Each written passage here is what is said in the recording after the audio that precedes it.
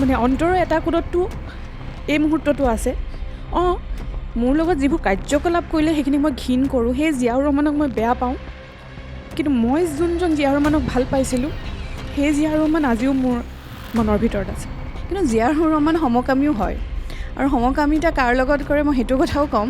Trolling কৰাটো বহুত এটা উজু কথা, কিন্তু এগৰাকী মাতৃ হয় বা দুটি কন্যা সন্তানে সেই কথাটো কিমান দূৰ তেওঁলোকে গ্ৰহণ কৰিব পাৰিছে, কিমান দূৰ গ্ৰহণযোগ্য হয় বা নহয়। অভিযোগ প্ৰতি অভিযোগ হয়তো সকলোৰে ওপৰত থাকে। আপোনাৰ ওপৰতো কিছু বিস্ফোৰক মন্তব্য কৰিছে ইতিমধ্যে জিয়াউৰ ৰহমানে। যে ছেক্ৰিফাইচ কৰা ল'ৰাটোৱে যেতিয়া মোক দেখি সুধে হু আৰ ইউ, এতিয়া নজনাকৈ সেই স্বৰটো ওলাই আহিছে আচলতে, আৰু যাতে সেই স্বৰটো খাই মনত পৰে, মোৰ একদম ৰিগ্ৰেট নাই, কিন্তু একেবাৰে ৰিগ্ৰেট নাই। পুনৰ এক বিশেষ ঘটনা আৰু প্ৰকৃত সত্যলৈ মই ধৃতিৰাজ কলিতাই পুনৰ আপোনালোকৰ ওচৰলৈ লৈ আহিছোঁ পডকাষ্টৰ আন এটি বিশেষ এপিছ'ড। আৰু আজি মোৰ লগত উপস্থিত আছে এগৰাকী বহুলভাৱে চৰ্চিত মহিলা, আৰু মহিলাগৰাকীক হয়তো এই মুহূৰ্তত চিনাকিৰ প্ৰয়োজন নাই, আৰু সেইগৰাকী মহিলা আন কোনো নহয় ফাৰনাজ জামান, যিগৰাকী ফাৰনাজ জামান বহুল চৰ্চিত অসম জাতীয় পৰিষদৰ নেতা জিয়াউৰ ৰহমানৰ প্ৰাক্তন পত্নী বুলি মই এই মুহূৰ্তত ক'ব লাগিব, কাৰণ তেওঁলোকৰ মাজত যিহেতু কিছু বিবাদ চলি থকাৰ কিছু শেহতীয়া বাতৰি বৰ্তমান সংবাদ মাধ্যমত সম্প্ৰচাৰিত হৈছিল, আৰু তাৰ পিছতে ফাৰনাজ জামানে আজি NB নিউজৰ সন্মুখত পডকাষ্টৰ এই এপিছ'ডৰ জৰিয়তে তেখেতে অসমবাসীৰ সন্মুখত পোনপ্ৰথমবাৰৰ বাবে এক্সক্লুচিভলি তেখেতে এই বিষয়ে মুখ খুলিব। বাইদেউ, পোনপ্ৰথমে আমাৰ শ্ব'লৈ আপোনাক স্বাগতম জনাইছোঁ। কি ক'ব বিচাৰিব? প্ৰথমে ধন্যবাদ আপোনালোকক মোক এই সুযোগ দিয়াৰ বাবে, আপোনালোকৰ অনুষ্ঠানলৈ নিমন্ত্ৰণ কৰি অনাৰ বাবে। বহুলভাৱে চৰ্চিত কিয় হৈ আছোঁ সেইটোৱে বৰ মানে মোৰ বাবে হাস্যকৰ কথা সেই বিষয়ে জানিবলৈ আজি আপোনাক আমন্ত্ৰণ জনাইছে। আৰু এটা বিশেষ আপোনাৰ পৰা মই এক প্ৰকাৰ পাৰ্মিশ্যন ল'ব বিচাৰিম, অনুমতি ল'ব বিচাৰিম। আপোনাৰ যিটো আইডেণ্টিটি, ফেচ আইডেণ্টিটি, আমি এইটো সম্প্ৰচাৰ কৰিব পাৰিমনে? অন কেমেৰা আপোনাৰ পৰা মই সেই অনুমতি ল'ব বিচাৰিম। ধন্যবাদ, ক'ব পাৰে আপুনি। মই যে বহুলভাৱে চৰ্চিত যি শব্দটো আপুনি কৈছে, আৰু প্ৰাক্তন পত্নী বুলি যি কথাটো কৈছে, প্ৰথমে মই সেই কথাটো নস্যাৎ কৰোঁ। মই প্ৰাক্তন নহয়, মই এই মুহূৰ্ততো জিয়াউৰ ৰহমানৰ লিগেল ৱাইফ হয়। আৰু বহুলভাৱে চৰ্চিত কিয় হ'ব লগা হ'ল এইটো মানে মোৰ বাবে বৰ হাস্যকৰ কথা হৈ আছে। আচলতে চৰ্চিত হ'ব লাগিছিল পত্নী সন্তান থকাৰ পাছতো জিয়াউৰ ৰহমানৰ যিটো অবৈধ সম্পৰ্ক কৰি সন্তানৰ পৰা আঁতৰি থাকি তেখেতৰ দায়িত্বৰ পৰা আঁতৰি থাকি তেওঁ যি মনে মনে যি তেওঁৰ সম্পৰ্ক ৰক্ষা কৰি আছিলে, চৰ্চিত প্ৰকৃততে সেইখিনিহে হ'ব লাগিছিলে। কিন্তু মই আপোনাক বহুল চৰ্চিত কৈছোঁ কাৰণ সংবাদ মাধ্যমত হওক বা ছ'চিয়েল মিডিয়াত হওক হয়তো এগৰাকী পুৰুষতকৈ মহিলা এগৰাকী বেছি ট্ৰলিঙৰ আজিকালি এটা ট্ৰেণ্ড দেখিবলৈ পোৱা যায়, আৰু সেই ট্ৰেণ্ড এই মুহূৰ্তত দেখিবলৈ পোৱা গৈছে ছ'চিয়েল মিডিয়াত। আৰু হয়তো আমি গণতন্ত্ৰৰ চতুৰ্থ স্তম্ভ হিচাপে এটা ছেটেলাইট চেনেল, এটা দায়িত্বশীল ছেটেলাইট চেনেল হিচাপে আপোনাৰ সেই যিটো এটা আধৰুৱা কাহিনী বুলি মই ক'ব লাগিব, হয়তো সকলো অসমবাসীয়ে সেই কাহিনী নাজানে, এটা নিৰ্দিষ্ট কিছু দিশহে তেওঁলোকে সন্মুখলৈ আহিছে, কিন্তু বাকী দিশসমূহ এতিয়ালৈকে হয়তো অসমবাসী ৰাইজে জ্ঞাত নহয়। সেই বিষয়ে কিছু যদি জানিব বিচাৰোঁ, আমি যদি পূৰ্বৰ ঘটনালৈ ঘূৰি যাওঁ, আপোনাৰ কেনেধৰণে চিনাকি হৈছিল জিয়াউৰ ৰহমানৰ লগত? আপোনালোকে কোন চনত বিবাহপাশত আবদ্ধ হৈছিল, বা সেই সময়ত জিয়াউৰ ৰহমান কেনেগৰাকী ব্যক্তি আছিল? কাৰণ তেখেতৰ লগত যিহেতু আপুনি বিবাহত বহিছিল, নিশ্চয় আপোনাৰ সকলোতকৈ এক নম্বৰ পচন্দৰ মানুহজনে আছিল জিয়াউৰ ৰহমান। পিছলৈ সময়ৰ সোঁতত সেইগৰাকী জিয়াউৰ ৰহমান কেনেকৈ হেৰাই গৈছিল, যদি আপোনাৰ পৰা মই জানিব পাৰোঁ? মই সেই সময়ত 2004 চনত মই হায়াৰ ছেকেণ্ডেৰী পাছ কৰাৰ পিছত সেই সময়খিনিত মই খুব লিখা মেলাত কৰিছিলোঁ, জড়িত হৈ আছিলোঁ, গল্প কবিতা। ক'ত পঢ়িছিলে আপুনি? মই শিৱসাগৰৰ ছোৱালী কলেজ, তাতে মই পঢ়িছিলোঁ। মই শিৱসাগৰৰ ছোৱালী। তাতে এদিন এটা ফোন কল পালোঁ ঘৰৰ লেণ্ডলাইনত যে জিয়াউৰ ৰহমান নামৰ এজন ব্যক্তিয়ে মোলৈ ফোন কৰিছে। ফোনটো মোৰ দেউতাই ধৰিছিলে। পাছত দেউতাই মোক ক'লে তোমাক বিচাৰি কোনোবা এজনে ফোন কৰিছে। কল বেক কৰা হ'ল, তেখেতে নাম্বাৰটো দি থৈছিলে। গম পালোঁ যে বদৰুদ্দিন আজমলৰ যিটো NGO আছে হোজাইস্থিত মৰকজুল মাআৰিফ, তাৰ পৰা এখন ইছলামিক ধৰ্মীয়মূলক এখন আলোচনী ওলাই। আলোচনীখনৰ নাম হৈছে জ্ঞান সম্ভাৰ, আৰু সেই সময়ত জ্ঞান সম্ভাৰৰ উপসম্পাদকৰ দায়িত্বত আছিল জিয়াউৰ ৰহমান। তেখেতে মোলৈ যোগাযোগ কৰিছিলে মোৰ পৰা কিছু লেখা বিচাৰি যে আপোনালোক নতুনকৈ উঠি আহিছে নতুন চামৰ মানে লেখিকা বুলিয়ে কৈছে মই লিখি আছিলোঁ যিহেতু তো আমালৈ আপোনালোকে মানে লেখা পঠাব সেই সূত্ৰে তেখেতৰ লগত মোৰ ফোনেৰে যোগাযোগ হৈছিলে আৰু অসমীয়াৰ ৰাইজে জানেই জিয়াউৰ ৰহমানৰ কথা কোৱাত খুবেই পাৰ্গত মানুহক খুব আকৃষ্ট তেখেতে আকৃষ্ট কৰিব পৰা এটা সাংঘাতিক গুণ আছে আৰু হয়তো পাছলৈ মই সেইটোত আকৃষ্ট হৈছিলোঁ অৱশ্যে মিছা কথা তেতিয়াও কৈছিলে নিজৰ পৰিচয়বোৰ লুকুৱাই ৰাখিছিলে যিহেতু প্ৰেম আছিল তেতিয়া সেই সময়ত বিচাৰিছিলোঁ আপোনাৰ ঘৰখননো কেনেকুৱা আপোনাৰ মা দেউতা ভাই ভনী এইবিলাক চাব বিচাৰিছিলোঁ যিহেতু তেওঁ হোজাইত থাকে মই হোজাইখন তেতিয়ালৈকে দেখায়ে নাছিলোঁ আৰু হোজাইৰ নীলবাগান যিখন তেওঁৰ গাঁও মই নামেই শুনা নাছিলোঁ গতিকে সেই মানুহখিনিৰ জীৱন প্ৰণালী কেনেকুৱা ধৰণৰ তেখেতসকলে কেনেকৈ ধৰণে থাকে বা তেওঁলোকৰ যে এটা বেলেগ সংস্কৃতি আছে তেওঁলোকৰ ৰীতি নীতি বেলেগ মোৰ কোনো আইডিয়াই নাছিলে গতিকে মুছলিম ল'ৰা এজন আমি যেনেকুৱা তেনেকুৱা বুলিয়ে ভাবি লৈছিলোঁ আৰু জিয়াউৰ ৰহমানে সেই সময়ত যিসকলক তেখেতৰ মাক দেউতাক আত্মীয় ভায়েক ভনীয়েক বুলি মোক মোবাইলত ফটো দেখুৱাইছিলে মই কিন্তু সাংসাৰিক জীৱনত সেই মানুহখিনিক কেতিয়াও ফিজিকেলি লগ নাপালোঁ মই কেতিয়াও দেখাই নাপালোঁ তাৰপিছত 2006 চনত মোৰ দেউতাৰ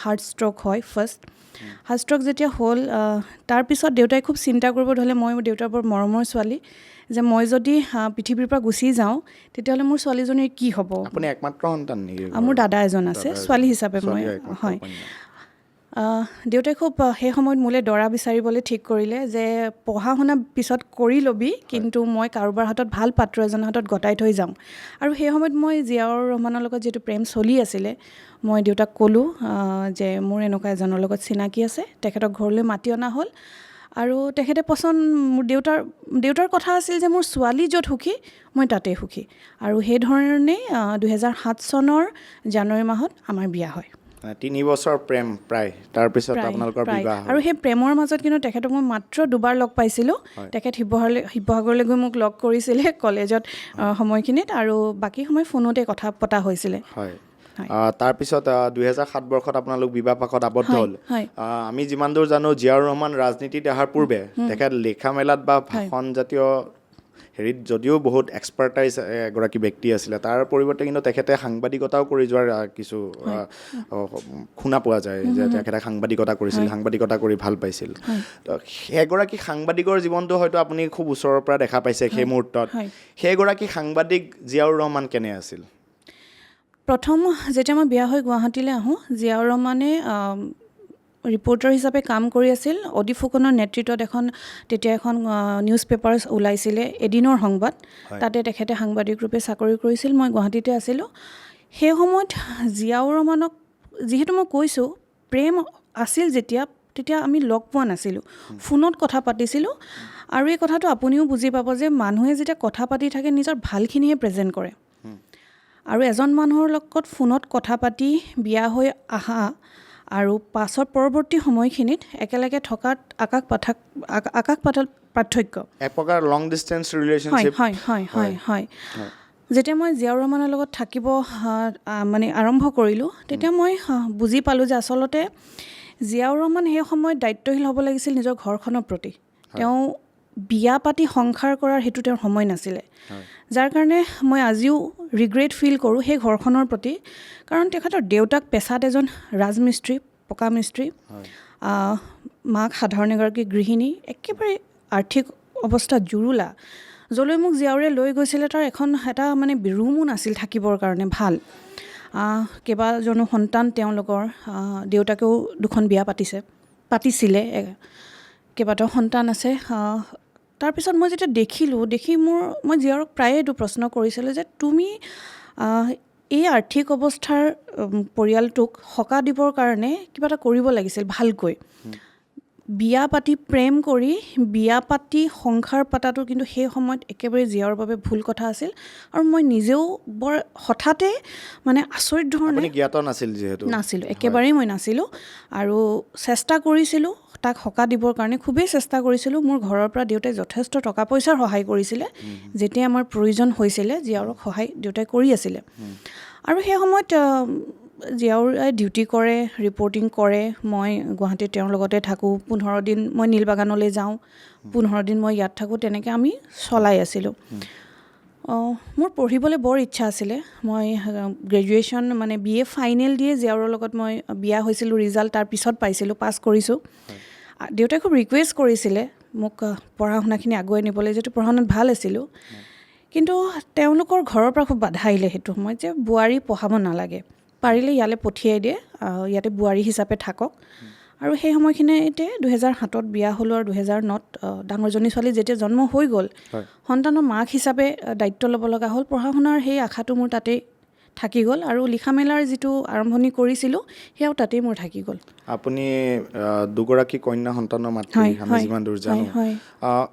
সেই কন্যা সন্তান দুটিৰ জন্মৰ পিছত জিয়াউৰ ৰহমানৰ লগত হয়তো আপোনালোকৰ সেই লাহে লাহে সংঘাতবোৰ হয়তো সৃষ্টি হৈছিল, বা সেই সংঘাতবোৰৰ পৰিণতিত হয়তো সেই কন্যা সন্তান দুটাও হয়তো পিতৃক হেৰুৱাবলগীয়া হৈছিল এক প্ৰকাৰ। কন্যা সন্তান দুটিৰ বিষয়ে কওকচোন, তেওঁলোকে পিতৃক বিচাৰে নে নিবিচাৰে বৰ্তমান, বা কি কাৰণত বিচাৰে বা কি কাৰণত নিবিচাৰে? চাওক, সৰুজনী ছোৱালী মোৰ 2015 চনৰ 28 অক্টোবৰত জন্ম হয়, আৰু মোৰ জীৱনৰ গোটেই দুখ যন্ত্ৰণাখিনি তাৰ পিছতে আৰম্ভ হয়। যিহেতু মই মিডিয়াত এইকেইদিন কৈছোঁ যে দুজনী কন্যা সন্তান জন্ম দিয়াটোৱে মোৰ অপৰাধ। কাৰণ পুত্ৰ সন্তান বিচাৰি আপোনাক মানসিক নিৰ্যাতন চলাইছিল। মই এজনী ছোৱালীতে সন্তুষ্ট আছিলোঁ। 2009 চনত তাই জন্ম হৈছিল। মই এজনী ছোৱালীতে আছিলোঁ, কিন্তু তেওঁ ঘৰৰ পৰা মানে তেওঁক খুবেই প্ৰেছাৰ আহে যে তেওঁলোকৰ হয়তো সেইটো এটা মানে মনৰ এটা হেৰি আছিলে যে ভৱিষ্যতলৈ কি হ'ব, এজনী ছোৱালী, জিয়াউৰ ৰহমানক কোনে চাব, তেওঁৰ বৃদ্ধ অৱস্থাত কোনে চাব, এনেকুৱা ধৰণৰ কথাবিলাক তেওঁলোকৰ হয়তো আলোচনা হৈছিল। আৰু মই ৰাজি, জিয়াউৰে মোক মান্তি কৰোৱাইছিলে দ্বিতীয় সন্তানটোৰ বাবে। আৰু মই মান্তি এইকাৰণে হৈছিলোঁ যে যিহেতু আমাৰ অশান্তি কিছুমান হৈ আছিল তেতিয়া, ভাবিছিলোঁ হয়তো তাৰ এই আশা পূৰ্ণ কৰিলে আমাৰ সংসাৰখনলৈ অকণমান ষ্টেবিলিটি আহিব। কিন্তু নাহিলে, অৱস্থাবোৰ বেছি বেয়া হ'ল। আমাৰ সাংসাৰিক অশান্তিবোৰ এনেকুৱা এটা পৰ্যায়লৈ পালেগৈ যে 2015 28 অক্টোবৰত ছোৱালীজনী জন্ম হ'ল। ছোৱালীজনী জন্ম হোৱাৰ পিছত মোৰ 18 দিন, তাই জন্ম হোৱাৰ 18 দিনৰ দিনাখন জিয়াউৰ দিল্লীলৈ গ'ল, আৰু প্ৰায় 25 দিনৰ পিছত ঘূৰি আহিছে। আৰু মই ঘৰত অকলে, এজনী 6 বছৰীয়া ছোৱালী আৰু একেবাৰে সদ্যজাত এটা সন্তান লৈ। আপুনি অকলশৰীয়া আছিল সেই মুহূৰ্তত? অকলে। ক'ত আছিলে আপুনি? গুৱাহাটীত আছিলে? গুৱাহাটীৰ ভাড়াঘৰত আছিলে, অকলে আছিলোঁ। তেতিয়াই মই বুজি পাইছিলোঁ যে মোৰ ইয়াৰ পিছৰ সময়খিনি মোৰ বাবে বৰ কঠিন হ'ব। জিয়াউৰ যেতিয়া ওলাই গ'ল, তেতিয়া সৰু ছোৱালীজনীয়ে একেবাৰে সৰু, তাই দেউতাক শব্দটোৰ মূল্যটোৱে আচলতে বুজি পোৱা নাই। আৰু এতিয়াও তাইৰ লগৰ ছোৱালীবিলাকে যেতিয়া বেলেগ মানে নিজৰ দেউতাকহঁতক দেউতা বা পাপা বুলি মাতে, তাইও সেই মানুহবোৰক গৈ পাপা বুলি মাতে। গতিকে তাই কাৰোবাক আব্বু বুলি মাতিব বিচাৰে, মোক নকয়, কিন্তু হয়তো এক্সপ্ৰেছন কৰাৰো বয়স নহয়, তাই এইটো প্ৰকাশো কৰিব নোৱাৰে মোক। কিন্তু দুখ এটা নিশ্চয় আছে। আৰু মই জিয়াউৰ ৰহমান ওলাই যোৱাৰ প্ৰায় 2-3 বছৰলৈকে মই কিন্তু সেই চেষ্টা কৰিয়ে আছিলোঁ। ভিডিঅ' কল সিহঁতি সদায় ৰাতি দেউতাকক কৰিছিলে, কথা পতাই দিছিলোঁ। এটা কানেকশ্যনত মই ৰাখিব খুব বিচাৰিছিলোঁ। কিজানিবা তেওঁৰ মনটো ঘূৰি আহে, কিজানিবা তেওঁ আমাক আকৌ লৈ যায়, আমাৰ কাষলৈ ঘূৰি আহে, এনেকুৱা ধৰণৰ আশা এটা কিন্তু মোৰ আছিল। কিন্তু মোৰ ডাঙৰ ছোৱালীজনীয়ে নিবিচাৰে দেউতাকক। মই আজিও ইয়ালৈ অহাৰ আগমুহূৰ্তত তাইক সুধিছোঁ যে তুমি মনত দুখ পাইছা নেকি দেউতাৰ লগত যে মোৰ এই সংঘাত হৈছে? তাই কৈছে মই সেইবোৰ একো ভাবা নাই, মই নাভাবোঁ, মই মোৰ মানে পঢ়া শুনাতহে এতিয়া মই মন দি আছোঁ। ইয়াৰ এটা কাৰণ আছে। কাৰণবোৰ হ'ল জিয়াউৰৰ 2015 চনৰ পৰাই মই যোৱা শনিবাৰে যিগৰাকী মহিলাক তেওঁ ফ্লেটত ধৰা পেলালোঁ, 2015 চনৰ পৰাই প্ৰেম। সেই প্ৰেমক বৈধতা দিবৰ বাবে বা সেই প্ৰেমক তেওঁলোকে সফল কৰিবৰ কাৰণে মোক আৰু মোৰ ছোৱালী দুজনী তেওঁলোকৰ বাটৰ হেঙাৰ।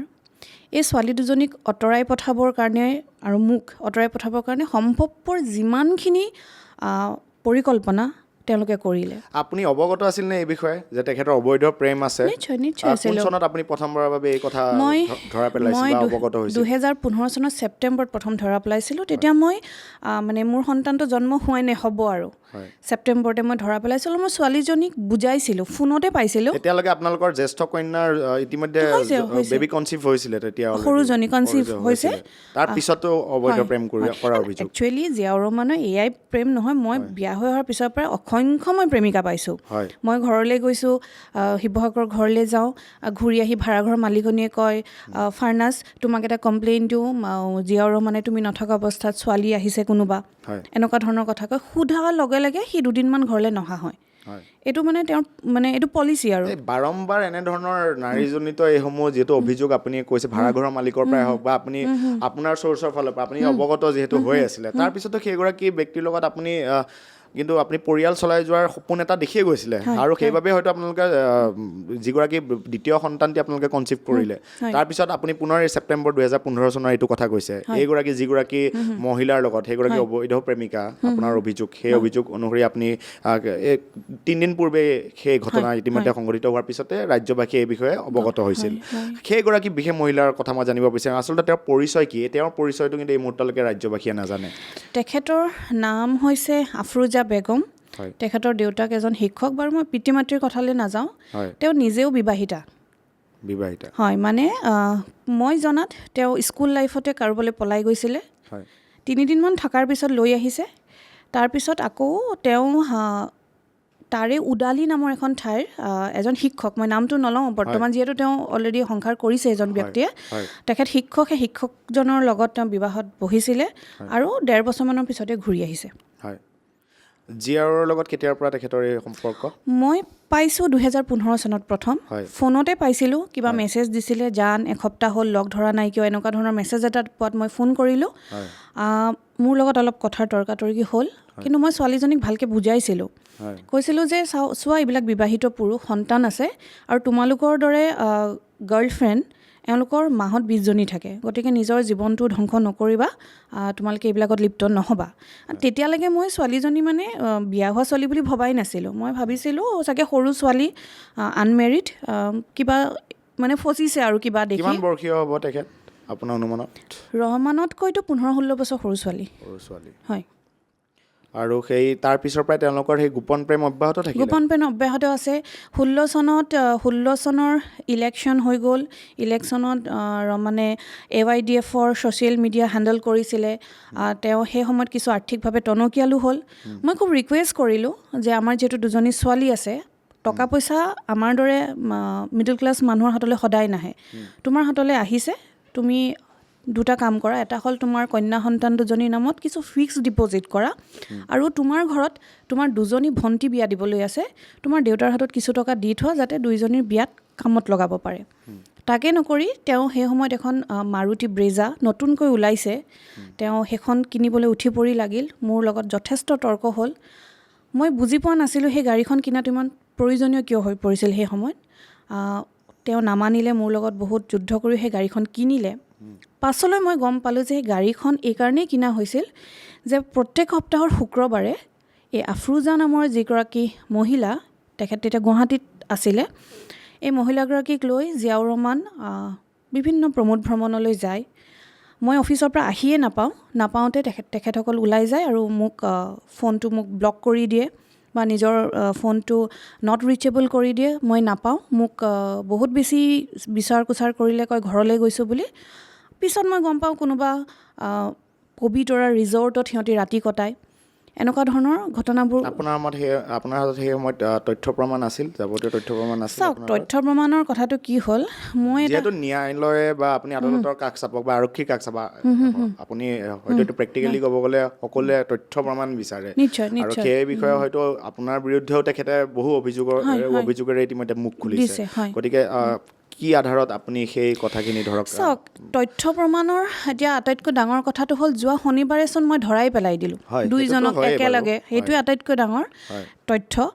আৰু সেই সময়ত মোৰ অৱস্থাটো এনেকুৱা আছিল যে মই চাকৰি কৰোঁ, দিনটো মই কাৰ্যালয়ত থাকোঁ, ঘৰলৈ উভতি গৈ মই দুজনী সৰু ছোৱালী চম্ভালিব লাগে, এতিয়া মতা মানুহ এজনৰ পিছে পিছেতো মই ঘূৰি ফুৰিব নোৱাৰোঁ। না মোৰ গাড়ী আছে, না মই ইয়াত মই লোকেল ছোৱালী হওঁ যে মোৰ কোনোবা দাদা বাইদেউ কোনোবা আছে যাক লৈ মই ঘূৰি ফুৰিম। গতিকে তেওঁৰ পিছে পিছে ঘূৰি ফুৰাটো মোৰ সম্ভৱ নাছিল সেই সময়ত। আৰু জিয়াউৰ ৰহমান যথেষ্ট ধূৰ্ত, মই বুদ্ধিমান বুলি নকওঁ, যিটো ইংৰাজীত কানিং বুলি কোৱা হয়, সাংঘাতিক ধূৰ্ত এটা মানুহ। সেই ধূৰ্ত মানুহটোৱে বেয়া কাম কেনেকৈ কৰিব লাগে খুব ভালকৈ জানে, আৰু বেয়া কামবিলাক কৰি লৈ তাৰ পৰ্দাখন কেনেকৈ দিব লাগে সেয়াও খুব ভালকৈ জানে, খুব পাকৈত এটা মানুহ। আৰু সেই সময়ত মই নিজকে মূৰ্খ বুলিয়ে ক'ম, কাৰণ ইমান বাৰে বাৰে একেখিনি ঘটনা হৈ থকাৰ পিছতো সেই সময়ত যে মই ওলাই অহা নাছিলোঁ সেইটো মোৰ মূৰ্খামি আছিলে। আচলতে ওলাই মই সেই সময়তে আহিব লাগিছিলে, কিন্তু মোৰ ছোৱালীকেইজনী বহুত সৰু আছিলে। সৰু থকাৰ কাৰণে আচলতে মই ভয় কৰিছিলোঁ, তেতিয়া সাহস নাছিল। এইখিনিতে মই এটা কথা ক'ম যে তেতিয়া পত্নী হৈ যুঁজিছিলোঁ, গতিকে নিহকতীয়া আছিলোঁ, ক'ৰবাত দুৰ্বল আছিলোঁ। তো আজি যেতিয়া মাক হৈ যুঁজি আছোঁ তেতিয়া হয়তো মই বাঘৰ দৰে যুঁজি আছোঁ। মই কোনোৱে মোক মানে ট্ৰল, কাৰোবাৰ কোনোবাই মোক কৰা বদনামলৈ কিন্তু মই অকণমানো ভয় কৰি থকা নাই, যিহেতু মই মাক হৈ সন্তানৰ কাৰণে এতিয়া যুঁজি আছোঁ। এই ধৰণৰ প্ৰেম লীলা তেওঁলোক চলাই থাকিলে। সেই সময়ত কেৱল তাইৰ লগতে চলাই থকা নাই, আৰু বহুত আছে। আপোনালোকে অসমৰ মানুহে নিজাববীয়াকৈ খবৰ কৰিলে গম পাব ক'ত কেনেকুৱাকৈ জিয়াউৰ ৰহমানে কি কৰি ফুৰে। মাল্টি উমেন জিয়াউৰ ৰহমান বুলি ক'ব আৰু তাতকৈ ডাঙৰ এটা কথা মই ক'ব বিচাৰিম, হয়তো কোৱাটো উচিত হ'বনে নহয় নাজানো, কিন্তু জিয়াউৰ ৰহমান সমকামীও হয়। আৰু সমকামিতা কাৰ লগত কৰে মই সেইটো কথাও ক'ম। বিস্ফোৰক মন্তব্য টেলিভিছনৰ পৰ্দাত হয়তো প্ৰথমবাৰৰ বাবে হয়। মই জানো এইখিনি কথা ক'লে তেওঁ মোৰ ওপৰত ডিফেমেশ্যন কেছো লগাব পাৰে, কিন্তু তেখেতৰ মাকৰ ফালৰ, মোৰ শাহুমাৰ ফালৰ এজন ব্যক্তি, গণেশগুৰিত তেওঁৰ কাপোৰৰ দোকান আছে, মই নামটো নকওঁ, কাপোৰৰ দোকান আছে। সেই ব্যক্তিজনৰ লগতে জিয়াউৰ ৰহমানৰ সম্পৰ্ক। আচলতে মই এদিন ৰুক্মিণী গাঁৱৰ এটা ভাড়াঘৰত ধৰা পেলালোঁ, দুইজনকে চাব নলগীয়া কিবা টিভিত চাই দুইজন সেই ধৰণৰ এটা সম্পৰ্কত লিপ্ত আছিল। আৰু সেই মানুহজনৰ কাৰণে, মতা মানুহজনৰ কাৰণে জিয়াউৰ ৰহমানে মোৰ লগত এনেকুৱা ধৰণে কাজিয়া কৰে, যেনিবা সেই মানুহজন মোৰ মানে সতিনীহে, এনেকুৱাকৈ কাজিয়া কৰে। আৰু যেতিয়াই মোৰ লগত অশান্তি হয় সেই মানুহজনৰ ৰুমত থাকেগৈ। কোন চনৰ কথা এইটো? এইটো 2000, মই দুইজনকে ধৰা পেলাইছোঁ যে এইটো আপোনাৰ 2013 চনৰ কথা। 2013 চনৰ কথা। তাৰপিছত এই বিষয়ে তেখেতৰ লগত আপোনাৰ কিবা বাৰ্তালাপ হৈছিল নে? তেখেতে স্পষ্টীকৰণ কিবা দিছিলে? স্পষ্টীকৰণ একো নিদিয়ে। তেওঁক যেতিয়াই মই কিবা কথা সোধোঁ তেওঁ ঘৰৰ পৰা নাইকিয়া হৈ যায়। গণেশগুৰিৰ এগৰাকী ব্যৱসায়ী, গণেশগুৰিত কাপোৰৰ দোকান আছে। হয়। এতিয়াও তেওঁলোকৰ আজা চলে তাত? সেইটো এতিয়া মই গম নাপাওঁ, কিন্তু সেই সময়ত আছিল। নিশ্চয় চলিব, তেনেকুৱা ধৰণৰ সম্পৰ্কবিলাক জানো শেষ হৈ যায়? নিশ্চয় আছে। আৰু মই আচলতে কি জানেনে, মই মানে মোৰ যেতিয়া জিয়াউৰ ৰহমান ওলাই আহিলে, আমাক এৰি যেতিয়া গুচি আহিলে, মই মোৰ গোটেই ফ'কাছটো মোৰ ছোৱালী দুজনীক ভালদৰে ডাঙৰ কৰাত দিলোঁ। কাৰণ মই যদি তেওঁৰ পিছে পিছে ঘূৰি ফুৰোঁ, তেওঁৰ প্ৰেম কাহিনী বিচাৰি, তেওঁ ক'ত কাৰ লগত কি ৰাতি কটাইছে বা দিন কটাইছে এইবোৰ বিচাৰি ফুৰিলে, সেই সময়ত মোৰ ছোৱালীকেইজনী একদম মানে উঠি আহিছে। এজনী একেবাৰে সৰু আৰু ডাঙৰজনী জাষ্ট স্কুল মানে ক্লাছ 2-3 মান পাইছে আৰু। গতিকে সিহঁতক ডাঙৰ কৰাটোত মই বেছি ফ'কাছ কৰিলোঁ। আৰু ভগৱানৰ কৃপাত সিহঁতি ভালকৈ ডাঙৰ হৈছে, ভাল মাধ্যমৰ এখন বিদ্যালয়ত, গুৱাহাটীৰ এখন ভাল স্কুলত পঢ়ি আছে। মই ভাল পৰিৱেশ এটাত ৰাখিছোঁ। মই সেই সময়ত সেইটোহে বেছি ফ'কাছ কৰিলোঁ। এতিয়া এই সামগ্ৰিক এই ঘটনাকাণ্ডটো পোহৰলৈ অহাৰ পিছত কিছুদিন পূৰ্বে, 3 দিন 72 ঘণ্টা পূৰ্বে এই জীৱসমূহ পোহৰলৈ আহিলে, তাৰপিছত হয়তো আপোনাৰ কাৰণে এটা মানসিক হেঁচা এটাও হৈছে। হয়তো আপোনালোকৰ দুগৰাকীকৈ সন্তান আছে, আপুনি নিজেই চম্ভালিছে, নিজেই কৈছে। তো সন্তান দুটিৰ ওপৰতো হয়তো যথেষ্ট এই বিষয়ে প্ৰভাৱ পৰিছে। হয়তো টিভি খুলিলে হয়তো এনেধৰণৰ বহু ট্ৰলিং, আপোনাৰ মাতৃৰ বিৰুদ্ধে যেতিয়া কন্যা সন্তানে নিজে ট্ৰলিং দেখিব, মানসিকভাৱে তেওঁলোকক নিশ্চয় যথেষ্ট হেঁচা প্ৰয়োগৰ এটা সম্ভাৱনা নথকা নহয়। এইবোৰৰ পৰা আপুনি বৰ্তমান কেনেধৰণে এই সামগ্ৰিক এই যি ঘটনাকাণ্ডটো চলিছে বা যিটো শেহতীয়া পৰিস্থিতি, কেনেকৈ আপুনি চম্ভালিছে এগৰাকী মাতৃ হিচাপে? মই হয়তো ৰাজ্যবাসীয়ে সেই বস্তুটো উপলব্ধি কৰাটো উচিত। হয়তো ট্ৰলিং কৰাটো বহুত এটা উজু কথা, কিন্তু এগৰাকী মাতৃ হয় বা দুটি কন্যা সন্তানে সেই কথাটো কিমান দূৰ তেওঁলোকে গ্ৰহণ কৰিব পাৰিছে, কিমান দূৰ গ্ৰহণযোগ্য হয় বা নহয়। অভিযোগ প্ৰতি অভিযোগ হয়তো সকলোৰে ওপৰত থাকে। আপোনাৰ ওপৰতো কিছু বিস্ফোৰক মন্তব্য কৰিছে ইতিমধ্যে জিয়াউৰ ৰহমানে। এনে কিছু বিস্ফোৰক মন্তব্য কৰিছে যে আপুনি যিগৰাকী অবৈধ প্ৰেমিকা বুলি কৈছে, সেইগৰাকী তেখেতৰ লিগেল ৱাইফ বুলি তেখেতে সংবাদ মাধ্যমৰ আগত নিজে মুখ খোলাটো দেখিবলৈ পোৱা গৈছে। আৰু তাৰ লগতে আন এক বিস্ফোৰক মন্তব্য, আপোনাক নিশাৰ ভাগত আপোনাৰ বাসগৃহলৈ আপোনাক থ'বলৈ ফৰ্চুনাৰ বা বা বিলাসী বাহনেৰে বহু নামী দামী লোক বহু যুৱকৰ এক প্ৰকাৰ আড্ডাস্থলীলৈ পৰিণত হোৱাৰ কথা কৈছে, ডাঙৰ ডাঙৰ হাই প্ৰফাইল নেতাৰ কথা কৈছে, শাসকীয় বিজেপি নেতাৰ নাম লোৱা হৈছে। বাৰু এইবোৰলৈ আমি যাম। প্ৰথমে সেই বিষয়ে মই জানিব বিচাৰিম, এগৰাকী মাতৃ হিচাপে এই পৰিস্থিতিটো আপুনি কেনেধৰণে হেণ্ডেল কৰিছে? যেতিয়া মই ছোৱালী দুজনীলৈ অকলশৰীয়া হৈ গ'লোঁ, তেতিয়া মোৰ প্ৰথম কৰ্তব্য হিচাপে মই ধৰিছিলোঁ ছোৱালীকেইজনীক মই ভাল কৰিব লাগিব, আৰু সিহঁতক এই যিটো বিষাক্ত এটা মানে এটা বতাহ এটা আমাৰ চবফালে ঘূৰি আছিলে, মই সেই বতাহটোৰ পৰা আঁতৰাই, সেই পৰিৱেশটোৰ পৰা আঁতৰাই মই সিহঁতক কেনেকৈ ভাল কৰিম, তাৰ কাৰণে মই প্ৰথম যিটো ষ্টেপ ল'লোঁ সেইটো হ'ল মই মোৰ মাৰ ঘৰলৈ ঘূৰি নগ'লোঁ। প্ৰথম ষ্টেপটো, কাৰণ সমাজৰ এটা প্ৰেছাৰ থাকিব, আৰু ছোৱালীয়ে তেতিয়া গম পাব আমি কিয় গুৱাহাটী এৰি গুচি আহিলোঁ। আপোনাৰ ঘৰৰ ফালৰ পৰা কেতিয়াও প্ৰেছাৰাইজ কৰা হোৱা নাই যে তুমি ঘূৰি আহা ঘৰলৈ ইমান? কিন্তু আপুনি এইসমূহ কথা বতৰা ঘৰত অৱগত কৰিছিলে নে মাতৃক? বা পিতৃটো আপোনাৰ শয্যাগত অৱস্থাত আছিল, হয়তো তেখেত পিছৰলৈ এক্সপায়াৰ হ'ল, মাতৃৰ লগত আপোনালোকে এইসমূহ কথা পাতিছিল নে? আপোনাক ঘৰলৈ মাতি পঠিয়াইছিল নে? মোক মাহঁতে চাকৰি ট্ৰান্সফাৰ কৰি ঘৰলৈ লৈ যাবলৈ বহুতবাৰেই চেষ্টা কৰিছিলে, আৰু যেতিয়া মোৰ মা এবাৰ আহিলে 2014 চনৰ আগষ্ট মাহত মোৰ মা মোৰ ভাড়াঘৰলৈ আহিলে। অহাৰ পিছত জিয়াউৰ ৰহমানক ক'লে যে যদি জিয়াউৰ ৰহমানে মোৰ মাক প্ৰায় প্ৰত্যেক মাহত দুদিন মানে ভাবুকি দিয়ে, যদি শুক্ৰবাৰে কাজিয়াখন লাগে মোৰ মাক ফোন কৰি কয় আপোনাৰ ছোৱালীক মই অহা সোমবাৰে এৰি দিম, যদি সোমবাৰে কাজিয়াখন লাগে মোৰ মাক ফোন কৰি কয় অহা শুক্ৰবাৰে বা বৃহস্পতিবাৰে আপোনাৰ ছোৱালীক এৰি দিম, লৈ যাব আহি। এনেকুৱা ধৰণৰ ভাবুকি প্ৰত্যেক সপ্তাহত মোৰ মাক দিয়ে। ইয়াৰ কাৰণটো মই ক'ম এই ভাবুকিবোৰ কিয় পাই আছিলে। মোৰ মাহঁতে যেতিয়া ঘটনাবোৰ যেতিয়া বেছি বেয়া হৈ গ'ল, তেতিয়া মোৰ মায়ে চিন্তা কৰিলে যে ছোৱালীজনী লৈ সৰু বাচ্ছা এটা লৈ বহুত কষ্ট হ'ব, তাইক আমি লৈ আহোঁ। আৰু জিয়াউৰ ৰহমানৰ ওচৰলৈ আহিলে, মোৰ খুৰা আহিছিলে, মোৰ মামা আহিছিলে, মোৰ লখিমপুৰৰ পৰা মোৰ খুৰা আহিছিল, শিৱসাগৰৰ পৰা। দেউতাৰ অনুপস্থিতিত তেওঁলোকে আপোনালোকৰ অভিভাৱক? হয়, মোৰ অভিভাৱক, মোৰ মামা আহিছিল শিৱসাগৰৰ পৰা, মা আহিলে, দাদা সেই সময়ত বেংগলোৰত আছিলে, আহিব পৰা নাছিলে। অহাৰ পিছত ৰহমান ঘৰত নাই, তেখেতক বাৰ বাৰ মতা হৈছে, তেখেত নাহে। তেওঁৰ এটা মানে খুব ভয় থাকে, তেওঁক মানে কোনোবাই কেছ কৰি দিব, তেওঁ পুলিচত যাব, তেওঁৰ কেৰিয়াৰৰ কথা আছে, এইবোৰ ভয় থাকে। জিয়াউৰ ৰহমানে আৰক্ষীক ভয় খায় নেকি? খায়, আৰক্ষীক ভয় খায়। সেইদিনা হাতে লোতে ধৰা পৰিতো আৰক্ষী থানাত যাবলগীয়া হৈছে। তেওঁকতো জিপচিখনত উঠাই লৈ গৈছে। খুব ভয় খাইছে নেকি? মই দেৰিকৈ গৈছিলোঁ, তেতিয়াতো চিঞৰ বাখৰ কৰি আছিলে থানাত বহি চেনেলবিলাকৰ আগত।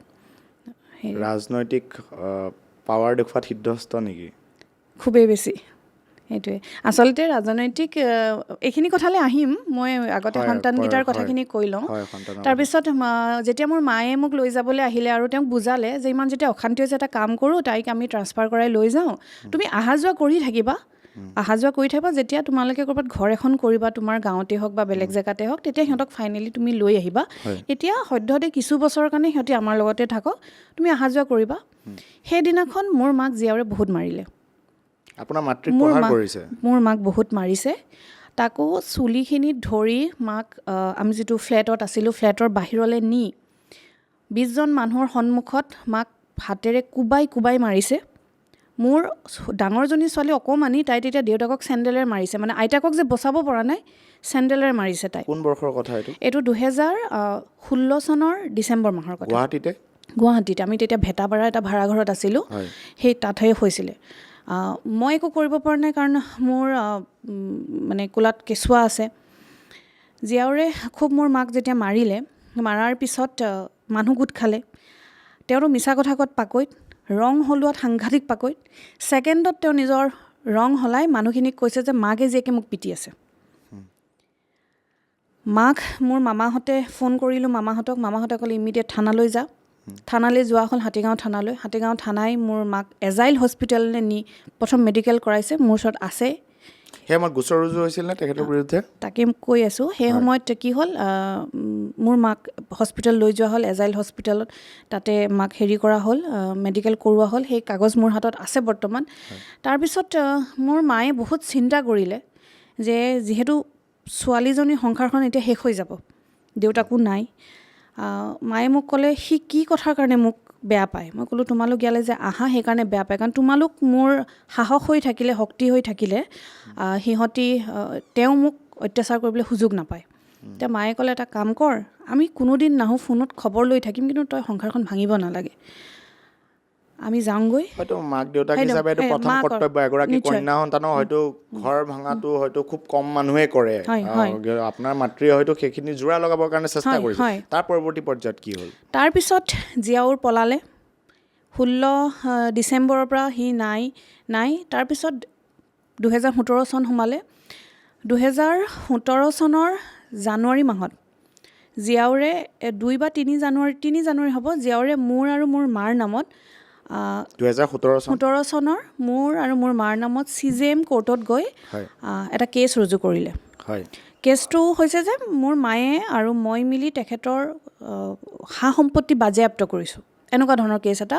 আৰু ইণ্টাৰেষ্টিং কেছটো হ'ল যে মই যাতে এক্সপাৰ্টি ডিক্লিয়াৰ হওঁ তাৰ কাৰণে জীয়াউৰে মোৰ লগত একেলগে মানে আমি তেতিয়াতো আছোঁৱেই সি ঘৰৰ বাহিৰত আছিলে সি কেছ কৰিছে।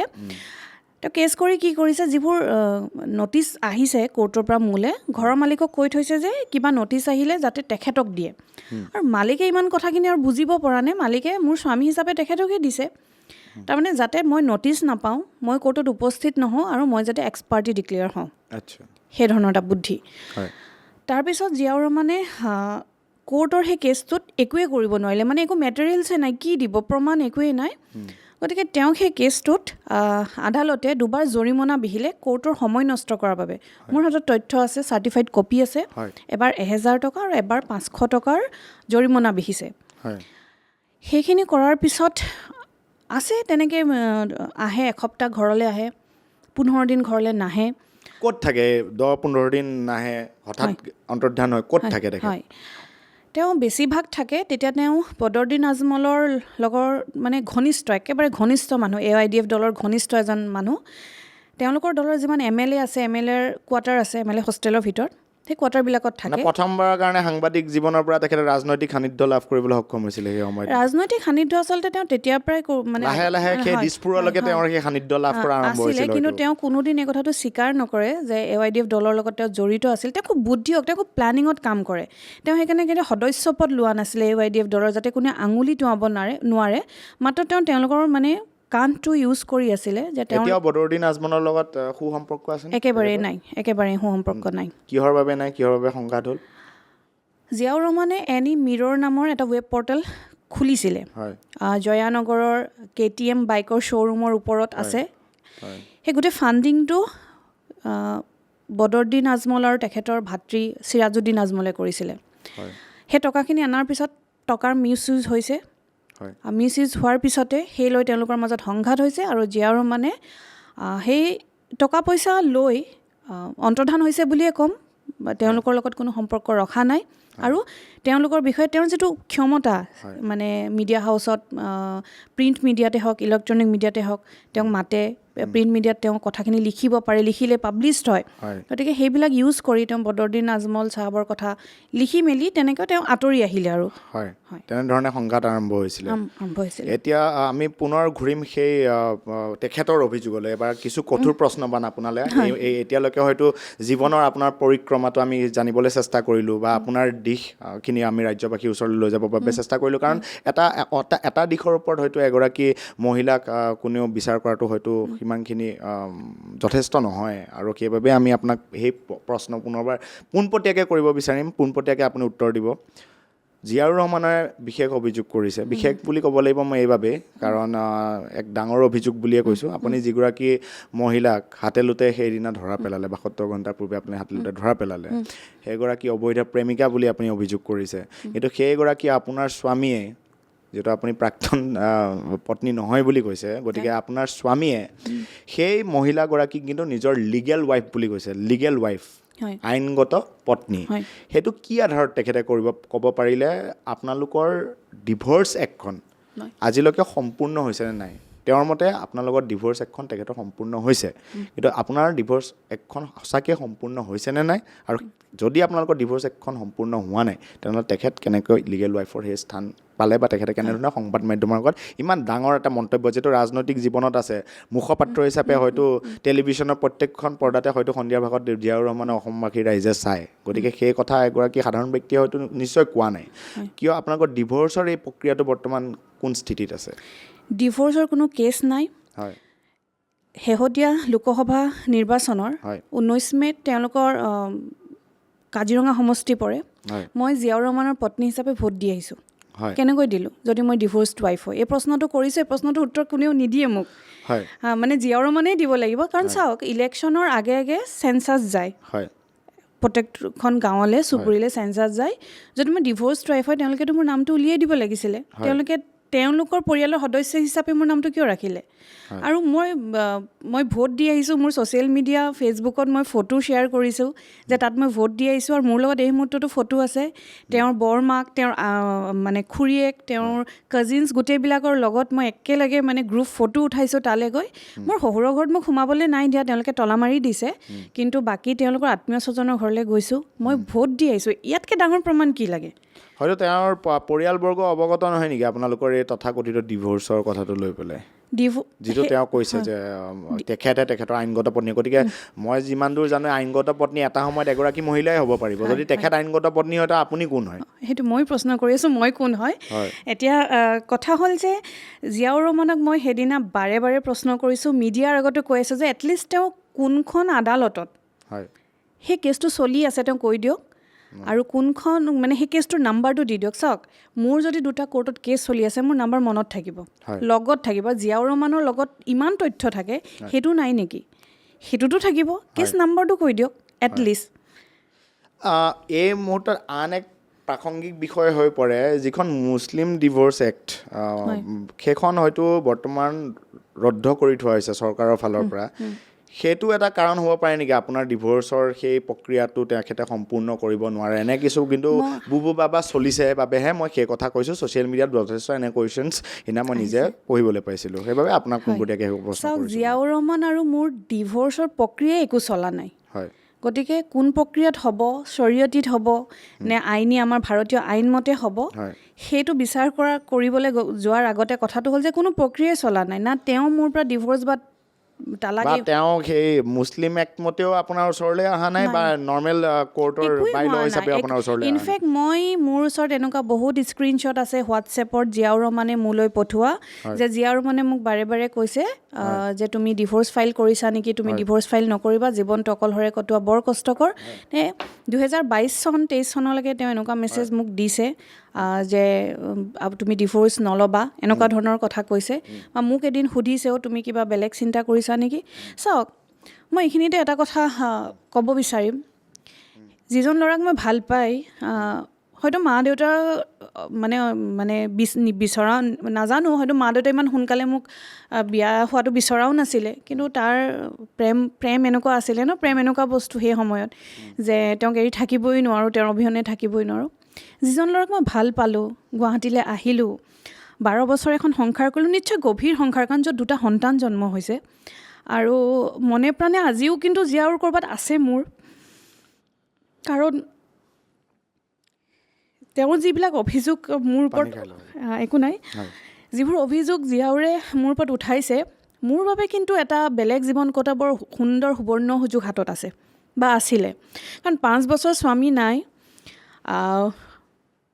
মই মানে মোক বিয়া পাতিম বুলি এপ্ৰ'চ কৰা মানুহৰ অভাৱ কিন্তু হোৱা নাই অসমত গতিকে মই খুব ধুনীয়া জীৱন এটা কটাবলৈ গুচি যাব পাৰিলোঁহেঁতেন ছোৱালী দুজনী তেওঁৰ হাতত গতাই দি মই জিয়াউৰ ৰহমানৰ ঘৰৰ আগলৈ গৈ ছোৱালী দুজনী দিটো ক'ব পাৰিলোঁহেঁতেন তোমাৰ ছোৱালী তুমি ৰাখা আৰু মোৰ মা দেউতাই মোক লৈ গৈ হয়তো মা দাদাই ক'ৰবাত বিয়া দিব পাৰিলে হয় মোৰ পৰিয়ালেতো যোৱাকালিলৈকে কৈ আছে যে তই তাক বিচাৰি থকাতকৈ তই নিজৰ চিন্তা কৰ কিন্তু মই কৈছোঁ যে মোৰ ছোৱালীকেইজনী মোক দুখিব ডাঙৰ হ'লে যে তুমি প্ৰতিবাদ কিয় নকৰিলা তোমাৰ কিবা ভুল আছিল নেকি মই সেইকাৰণেহে সিহঁতৰ আচলতে ন্যায়খিনি মই বিচাৰি আছোঁ আৰু সেই যে মৰম ভালপোৱাখিনি যিখিনি কলেজীয়া জীৱনত আৰম্ভ হৈছিলে মানে অন্তৰৰ এটা কোণততো এই মুহূৰ্তটো আছে মোৰ লগত যিবোৰ কাৰ্যকলাপ কৰিলে সেইখিনি মই ঘিণ কৰোঁ সেই জিয়াউৰ ৰহমানক মই বেয়া পাওঁ কিন্তু মই যোনজন জিয়াউৰ ৰহমানক ভাল পাইছিলোঁ সেই জিয়াউৰ ৰহমান আজিও মোৰ মনৰ ভিতৰত আছে আৰু সেইকাৰণে মই অকলশৰে ইমান বছৰ থকাৰ পিছতো মই দ্বিতীয় এটা চিন্তা কৰাৰ কথা ভাবিবই নোৱাৰিলোঁ যদিও মই বহুত ধৰণৰ সুযোগো পাইছোঁ জীৱনত বা মোৰ পৰিয়ালেও মোক বাৰে বাৰে কৈছে সেইগৰাকী মহিলাৰ বিৰুদ্ধে কিন্তু সেই একেগৰাকীয়ে পুৰুষ যিগৰাকী পুৰুষে নিজৰ প্ৰেম নিবেদন কৰিছিল হয়তো আপোনাৰ মই কলেজীয়া জীৱনত, সেইগৰাকী জিয়াউৰ ৰহমানে কিন্তু আপোনাৰ বিৰুদ্ধে আন কেতবোৰ বিস্ফোৰক অভিযোগ কৰিছে, কেমেৰাৰ সন্মুখত কৰিছে। হয়তো আপুনি ইতিমধ্যে অৱগত। এই মুহূৰ্তত মই আপোনাক সেই কথা সুধিব লাগেনে নাই মই নাজানো, কিন্তু মই ৰাইজৰ স্বাৰ্থত মই সেই কথা সুধিব লাগিব, কাৰণ অসমবাসীয়ে সেই কথা জনাটো মোৰ নজৰত সেইটো জনাটো উচিত।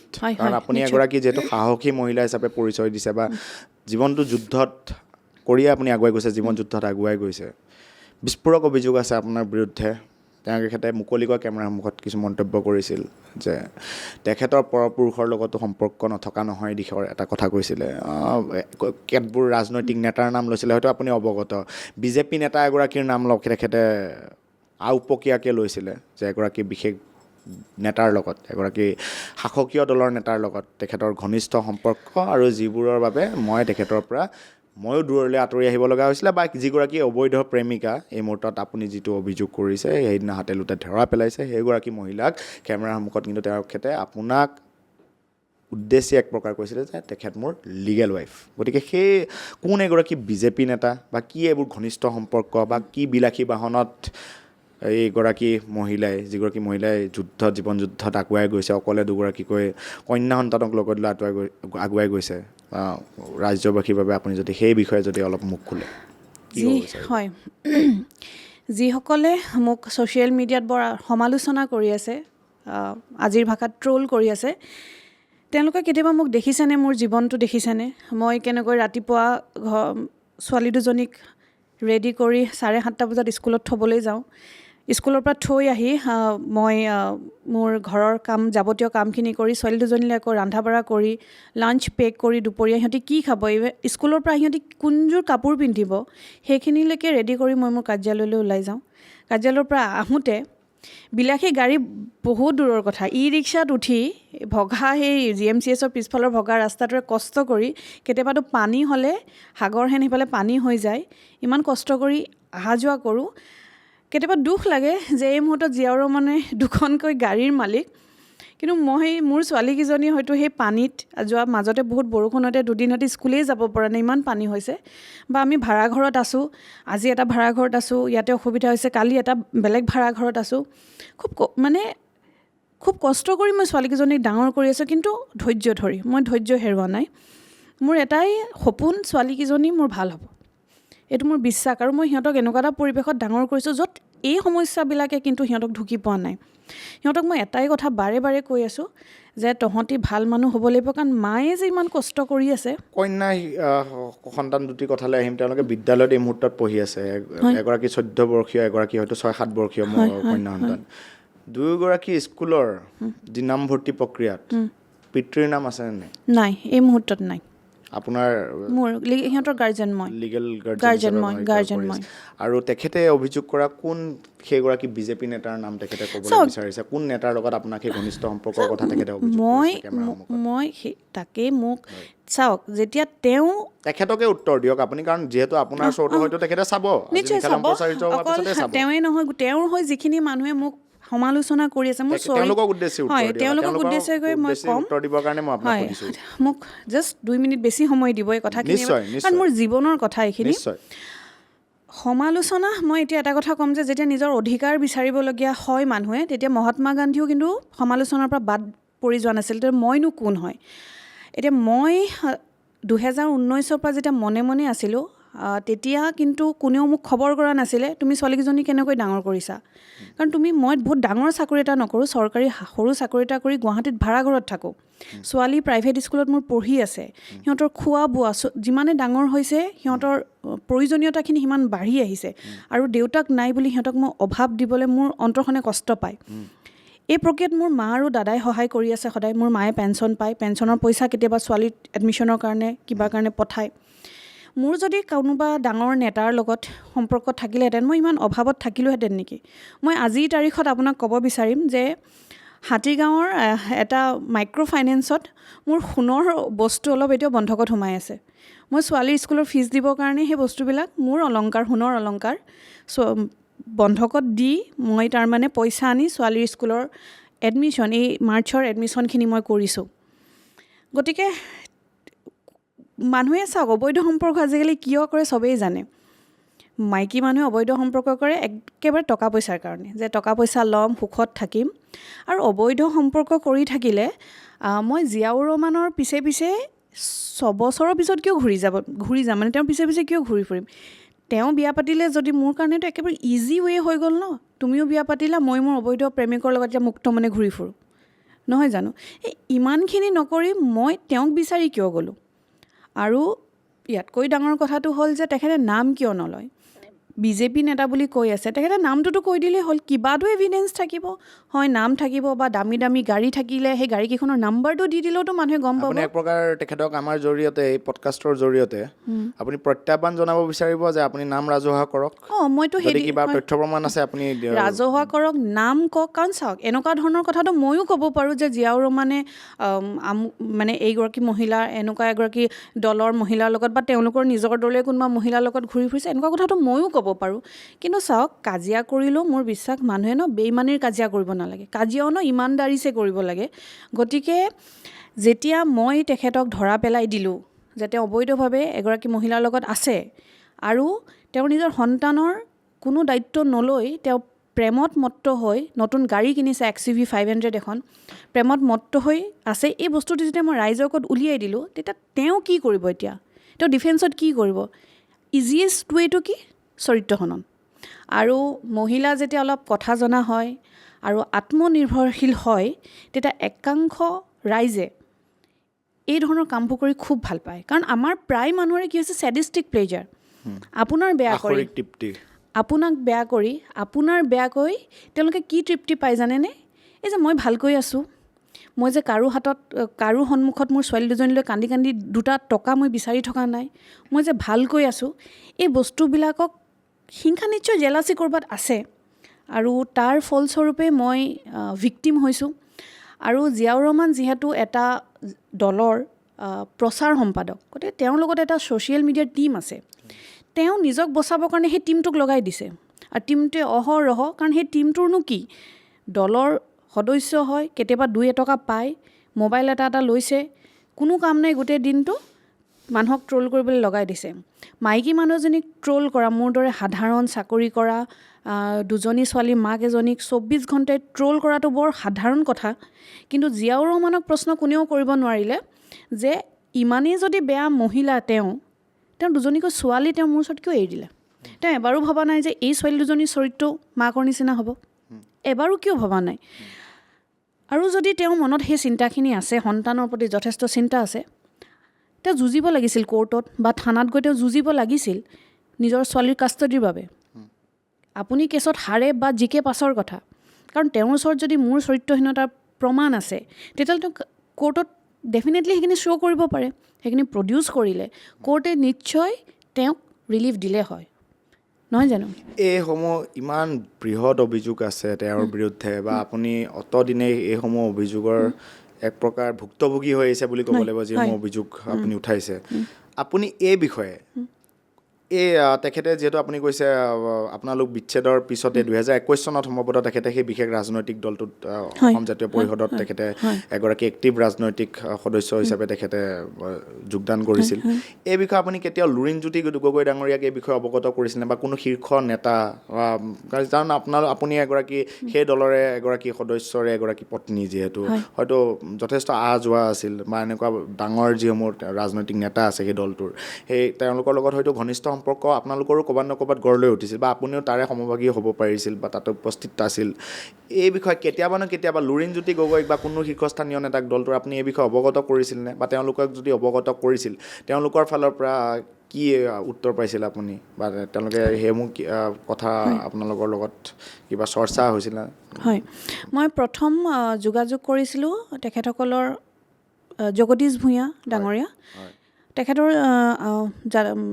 অসম জাতীয় পৰিষদৰ যিটো জু ৰোডত কাৰ্যালয় আছিল মই 2022 চনতে গৈছিলোঁ তালৈ তালৈ যোৱাৰো এটা কাৰণ আছিল জিয়াউৰ ৰহমানে এইকেইদিন নিজৰ মানে ছ'চিয়েল মিডিয়াৰ পেজত মোৰ বিষয়ে যিবোৰ অভিযোগ কৰি আছে এই অভিযোগবোৰ এনেকুৱা ধৰণৰ কথাবোৰ মানে মই সদায়ে শুনি থাকোঁ মানে নিজকে ধোঁৱা তুলসী পাত বুলি সজাবৰ কাৰণে তেওঁ মানে মোৰ কেৰেক্টাৰ বেয়া বা মোৰহে চৰিত্ৰত আহুৱা আছে এনেকুৱা ধৰণৰ কথাবোৰ মোৰ চিনাকি আমাৰ যিবোৰ কমন ফ্ৰেণ্ড সেই মানুহবোৰক কৈ ফুৰে তেতিয়া মানে কি হ'ব জগদীশ ভূঞাক আপুনি কি কৈছিল জগদীশ ভূঞাক মই কৈছিলোঁ যে জিয়াউৰ ৰহমানৰ যি সমস্যা আছে মোৰ লগত আহি পাতিব পাৰে কিন্তু এই যে মোৰ বিষয়ে সমালোচনা মোৰ বেয়া কথা মানুহক যে কৈ ফুৰে এইটো তেখেতে বন্ধ কৰক মই জাষ্ট এই ৰিকুৱেষ্টটো কৰি জগদীশ ভূঞা ডাঙৰীয়াক কৈছিলোঁ জগদীশ ভূঞাৰ ফালৰ পৰা কি জনোৱা হৈছিল আপোনাক জগদীশ ভূঞা ডাঙৰীয়াই মোৰ কথাখিনি শুনিছিলে শুনি পিনে তেখেতে ক'লে ঠিক আছে মই জিয়াউৰক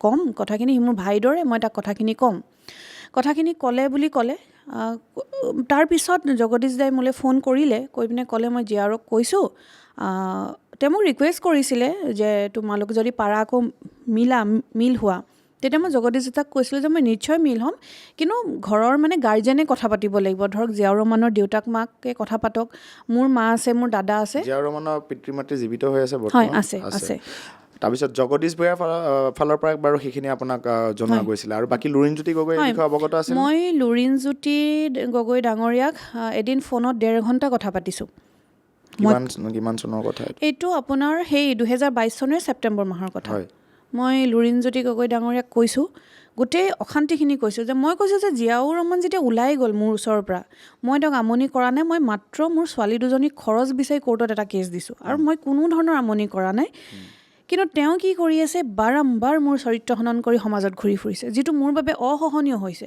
কাৰণ এজন মানুহক তেওঁ যিখিনি স্বাধীনতা বিচাৰিছিল মই সেই স্বাধীনতাখিনি তেওঁ লৈ গুচি গ'ল আৰু তেওঁৰ সেই স্বাধীনতাত মই কোনো কাৰণতে হস্তক্ষেপ নাই কৰা মই তেওঁৰ ছোৱালীৰ দায়িত্ব তেওঁৰ মূৰত জাপি দিয়াগৈ নাই মই অকলে দায়িত্ব লৈ আছোঁ তাৰপিছতো চৰিত্ৰ হনন মোৰ কিয় হৈ আছে 1.5 ঘণ্টা ধৰি লুৰিণজ্যোতি ডাঙৰীয়াই মোৰ কথাখিনি শুনাৰ পিছত শেষত ক'লে বাইদেউ আপুনি কি বিচাৰে কওকচোন মই ক'লোঁ মই জিয়াউৰ ৰহমানে মোক ডাইভৰ্চ দিয়ক যিহেতু মই ইমান বেয়াই তেতিয়াহ'লে মই পত্নী কৰি মোক কিয় ৰাখিছে মোক তেখেতে মিউচুৱেল ডাইভৰ্চত মই যাব বিচাৰোঁ আৰু মোৰ ছোৱালী দুজনীৰ অন্ততঃ পঢ়াৰ যিটো খৰচ সেইখিনি দিয়ক কিন্তু তাৰপিছত কথাখিনি শুনিলে তাৰ আগলৈ আৰু কোনো ধৰণৰ ষ্টেপ লোৱা নাই তেওঁলোকে তেখেতৰ ফালৰ পৰা আৰু কোনো উদ্যোগ লোৱা নহ'ল বা সেইগৰাকী জিয়াউৰ ৰহমানক তেওঁলোকৰ দলৰে মুখপাত্ৰ এগৰাকী হয়তো যাৰ চেহেৰা চাই অসম জাতীয় পৰিষদক মানুহে ভোট দিবলৈ ওলাই আহে সেইগৰাকী নেতাৰ কোনো জবাবদিহি নকৰিলে অসম জাতীয় পৰিষদে নিশ্চয় নাই কৰা মই আচলতে সেইটোৱে জগদীশ ভূঞা ডাঙৰীয়াক কৈছিলোঁ যে জিয়াউৰ ৰহমানে যিহেতু কাৰো কথা নুশুনে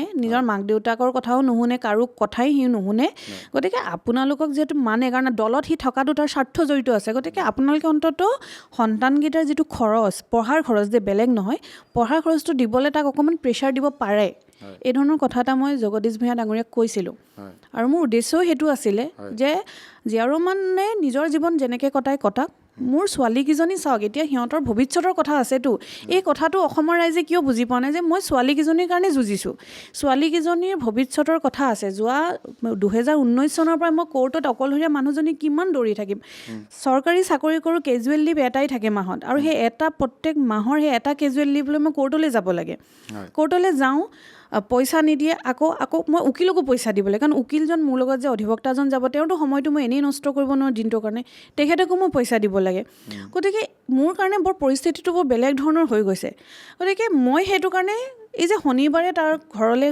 গৈছিলোঁ মই কথাখিনি আচলতে পাতিবলৈ গৈছিলোঁ কাৰণ এড্ৰেছটো মই বিচাৰি পোৱা নাছিলোঁ এড্ৰেছটো মই বিচাৰি যেতিয়া পালোঁ মই পুৱাতে গৈছোঁ যে পুৱাতে তেখেতক মই ঘৰত পাম আৰু মই 8:15 গৈ আচলতে আপুনি সেই গোচৰৰ বিষয়েহে বা সেই কোৰ্ট কেছৰ বিষয়েহে কথা পাতিবলৈ গৈছিলে সেইদিনা মানে মই এইটো ক'বলৈ গৈছিলোঁ সেই বিষয়ে অলপ কওকচোন বাৰু কেনেধৰণে আপুনি হাতে লোতে ধৰা পেলালে কাৰণ আপুনিতো হয়তো সেই বিষয়ে কোনো অৱগত নাই আপুনি ধৰা পেলোৱাটোহে চবে জানে কিন্তু কেনেধৰণে সেই পৰিস্থিতি উদ্ভৱ হ'ল হয়তো এতিয়ালৈকে কোনো অৱগত নাই কেনেধৰণে মই আগদিনা মানে এসপ্তাহমানৰ আগতহে গম পাইছোঁ যে জিয়াউৰ ৰহমান জনপথৰ দৃশিকা এনক্লেভত থাকে বুলি এসপ্তাহমান হৈছে মই মোৰ ছোৱালীৰ টিউশ্যনৰ কাৰণে এটা টিউশ্যন চেণ্টাৰ এটাত গৈছিলোঁ তেতিয়াহে মই দেখিলোঁ জিয়াউৰ ৰহমানক সেই ঘৰটোৰ পৰা ওলাই অহা তেতিয়া মই গম পালোঁ যে হঠাৎ দেখিছোঁ তাতে ছোৱালীৰ টিউশ্যনৰ খবৰ কৰিব গৈছিলোঁ ওচৰতে দেখাত তেতিয়া মই ভাবিলোঁ যে মইতো বহুত বিচাৰি আছোঁ কথা পাতিবলৈ বিচাৰি আছোঁ চাওক মই যুঁজ কৰিবলৈ কোনোদিনে বিচৰা নাছিলোঁ ফোন কৰিলে ৰিচিভ নকৰে তেখেতে ফোন কৰিলে ৰিচিভ কৰে কিন্তু ফোন কৰিলে কথা নাপাতে মোৰ লগত মানে এই ধৰণৰ কথা পাতিব বিচাৰিলে ফোনটো কাটি দিয়ে এনক্লেভত আপুনি দেখিলে সেইদিনা তাৰপিছত দেখিলোঁ দেখাৰ পিছত শনিবাৰে অফিচ বন্ধ আছিলে, গতিকে ছোৱালীৰ স্কুল বন্ধ, ইহঁতক থৈ মই 8:15তে গৈছোঁ যাতে তেওঁক মই ঘৰতে লগ পাওঁ। হয়, পুৱা গৈ মই প্ৰথমে কলিং বেল মাৰিছোঁ, তেওঁলোক ফাৰ্ষ্ট ফ্ল'ৰটোত থাকে। কলিং বেল মাৰিছোঁ, কলিং বেলত ওলাই অহা নাই। তাৰপিছত মই তললৈ আহিছোঁ, কেয়াৰটেকাৰ যিজন থাকে এপাৰ্টমেণ্টৰ কেয়াৰটেকাৰক মাতিছোঁ, মাতি কৈছোঁ তেখেতক মাতি দিয়ক, হয়তো শুই আছে। কেয়াৰটেকাৰ গ'ল, ফোন কৰিছে, ফোনটো অফ আছে, নাই কলিং বেল মাৰিছে, খুলি নিদিয়ে। তেতিয়ালৈকে হয়তো তেওঁ পিপ হ'লটো যিটো থাকে দুৱাৰত, সেইটো দি মোক হয়তো দেখিলে, গতিকে ওলাই অহা নাই। তাৰপিছত আপোনাৰ ছ'চাইটিৰ এজন ছেক্ৰেটেৰী থাকে নহয়, তেওঁলোকৰ ছ'চাইটিৰ ছেক্ৰেটেৰীজনৰ ওচৰলৈ মই গ'লোঁ, গৈ মই ক'লোঁ মাতি দিয়ক তেখেতক, মই তেখেতক লগ কৰিব আছোঁ, মই তেখেতৰ ৱাইফ হয়। তাৰপিছত ছেক্ৰেটেৰীজনে বহুত মাতিলে, আনকি ফ্লেটৰ যিজন অ'নাৰ, একচুৱেল অ'নাৰ, তেখেতলৈও ফোন কৰিলে। তেখেতে ভাড়াতীয়া হিচাপে আছে তাত। তেওঁলোকে আপোনাক সহযোগ কৰিছে, যথেষ্ট কৰিছে সহযোগ। তাৰপিছত তললৈ যেতিয়া মোক ছেক্ৰেটেৰীজনে তললৈ নমাই আনিলে, বোলে বাইদেউ ৰৈ থাকিব নালাগে, আপুনি তললৈ আহক। তললৈ আহিলোঁ, অলৰেডি ছ'চাইটিৰ মানুহখিনিও নামি আহিলে। নামি অহাৰ পিছত তেতিয়ালৈকে কোনোবাই সেইটো খবৰ দিলে, মিডিয়া পাৰ্চন এজন দুজন তাতে উপস্থিত হৈছে। হয়, তাৰপিছত একচুৱেলি মই তাৰমানে আগদিনাখন মই কিন্তু হাতীগাঁও থানালৈ গৈছিলোঁ, গৈ মই কথাটো অৱগত কৰি থৈ আহিছিলোঁ, কাৰণ মই জানো মই যোৱাৰ লগে লগে হয়তো জীয়াউৰে মোক মিছা কিবা ডকাইতি, চুৰি বা মাৰ্ডাৰ কেছত ফচাই দিব পাৰে, বা তেওঁৰ ঘৰত গৈ কিবা কৰিছোঁ বুলি। সেইকাৰণে মই হাতীগাঁও থানালৈ আগদিনা গৈছিলোঁ, গৈ কথাটো মই পাতি আহিছিলোঁ যে মই এনেকৈ মোৰ স্বামীক বিচাৰি পোৱা নাই, এতিয়া তেওঁৰ মই ঠিকনা জনাইছিল আৰক্ষীৰ ফালৰ পৰা আপোনাক। তেখেতসকলে মোক কৈছিল যদি আপুনি তেখেতৰ লিগেল ৱাইফ হয় আপুনি যাওক, যদি কিবা গণ্ডগোল তাতে হয় তেতিয়াহ'লে আপুনিওতো থানালৈ আহিব, তেখেতো থানালৈ আহিব, আমি তেতিয়া ঘটনাটো বিচাৰ কৰিম। মোক সেইধৰণে কৈছিলে। মই তালৈ যেতিয়া গ'লোঁ, ছেক্ৰেটেৰীজনে মোক তললৈ নমাই আনিলে। নমাই অনাৰ পিছত গোটেই মানুহখিনি গোট খালে। 8:15 পৰা প্ৰায় 9টা বজালৈকে তলত ৰৈ আছোঁ। সেই সময়খিনিতে মিডিয়া পাৰ্চন কেনেকৈ আহিল মই নাজানো, হয়তো ছ'চাইটিৰ মানুহে খবৰ দিব পাৰে। মিডিয়া পাৰ্চন আপুনি মাতা নাছিলে? নাই, মই অকলে গৈছিলোঁ। তেতিয়া তেওঁৰ দুৱাৰখন, আপুনি কিন্তু এনেধৰণৰ কথা ওলাইছে, মিডিয়াৰ লগত লৈ নাটক কৰিছে বুলিও কিছুমান ট্ৰলিঙত ওলাইছিলে, হয়তো সেইসমূহ ট্ৰলাৰ্ছৰ কাৰণে হয়তো এইটো আপোনাৰ উত্তৰ। হয়, মই মিডিয়ালৈ যোৱা নাই। তাৰপিছত মই তেওঁৰ দুৱাৰখন খোলা শব্দটো পালোঁ। শব্দ পোৱাত কেয়াৰটেকাৰজনে মোক ক'লে বাইদেউ আপুনি যাওকচোন, তেখেতে দুৱাৰ খুলিছে। মই ওপৰলৈ গ'লোঁ। ওপৰলৈ যাওঁতে তেওঁৰ লগত যেতিয়া মোৰ সন্মুখী হ'ল, মই তেখেতক ক'লোঁ যে মই তোমাৰ ওচৰলৈ আহিছোঁ, অলপ কথা পাতিব আছে। তেওঁ মোক ওপৰলৈ যোৱাত বাধা দিছে। তেওঁ দুৱাৰখন, কাৰণ ভিতৰততো কোনোবা আছে, তেওঁ দুৱাৰখন লগাই দিছে আৰু মোক লগে লগে সুধিছে হু আৰ ইউ। এই হু আৰ ইউটো বুলি কোৱাত মোৰ খং উঠিছে, আৰু তেতিয়াহে মই তেওঁক এটা চৰ সোধাইছোঁ। আৰু এই চৰটো আচলতে হয়, এই চৰটো সোধাইছোঁ এইটো কাৰণেই যে মানে মাৰিম বুলি কেতিয়াও ভবাই নাই নিজৰ হাজবেণ্ডক হাত উঠাম বুলি, কিন্তু যিটো ল'ৰাৰ কাৰণে এটা সময়ত নিজৰ মানে সৰ্বোচ্চ ত্যাগ মই কৰিছিলোঁ। পঢ়া শুনাৰ ইচ্ছা আছিল, পঢ়া শুনা নকৰিলোঁ। 2টা সন্তানৰ মাক বনালে মোক খুব কম বয়সতে। ডাঙৰজনী ছোৱালী মই 23 বছৰ বয়সত জন্ম দিছোঁ, যিটো সময়ত হয়তো ছোৱালী বিয়াও নহয়। সৰুজনী ছোৱালী মই 28 বছৰ বয়সত মোৰ জন্ম হৈছে। গতিকে তাৰ মই ইমান কথা শুনি থাকিছিলোঁ। মই জীয়াও মানে যদি কয় সেইটো সময়ত বোলে বেলি পশ্চিম ফালৰ পৰা ওলাইছে, মোৰ কাৰণে সেইটোৱে আছিলে যে হয় আজি বেলিটো পশ্চিম ফালৰ পৰাই ওলাইছে।